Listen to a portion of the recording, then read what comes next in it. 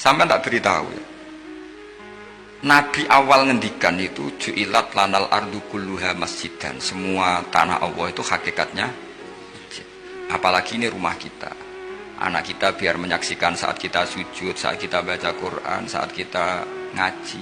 Kalau semua ini di masjid, kemudian Anda di rumah taunya makanan, menuntut ngopi, menuntut kenangan di keluarga kita kurang baik. Makanya Nabi membahasakan apa? La taj'alu buyutakum kuburon. Jangan jadikan rumah kamu sebagai kuburan.